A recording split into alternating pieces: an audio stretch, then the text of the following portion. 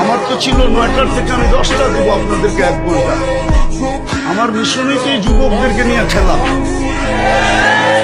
আমি তো যুবকদেরকে নিয়েই খেলি, যুবকদেরকে তো আমরাই তৈরি করছি। আমি যদিও দেশের স্বাধীনতা দেখি নাই, আমি দেখবো কোথেকে।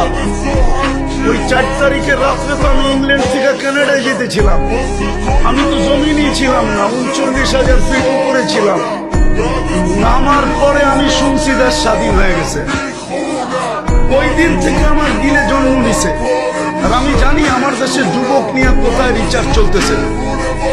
আমার দেশের কয়জন বলতে পারবে এটা আমি জানি না, কিন্তু আমি জানি আমার দেশের যুবকদেরকে নিয়ে কোথায় রিচার্জ চলতেছে, কোন কোন দেশে বাংলাদেশের যুবক নিয়ে রিচার্জ চলতেছে।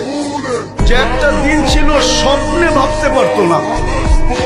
স্বপ্নে যদি কেউ কাজ করা ভাবতো, যে উনি স্বপ্নে ভাবতেছে ঘুমের ভিতরে যে কাজ করে ফেলবে, তো উঠা দেখছে হ্যান্ডকাপ নিয়ে দাঁড়ায় আছে। যদি জিজ্ঞাসা করে হ্যান্ডকাপ, বলে তুমি তো স্বপ্নে দেখতেছিল না সরকার কাজ করবা। আমরা টেকনোলজির মাধ্যমে জেনে ফেলছি, বিদায় তোমার হাতে হাত করি পড়াইতে চলে আসছি। আমার দেশের যুবকরা স্বাধীনতা আইনা দিছে। যুবকরা যদি না দাঁড়াইতো, আরো 50 বছরের ভিতরে কারো স্বাধীনতা আনার ক্ষমতা ছিল না।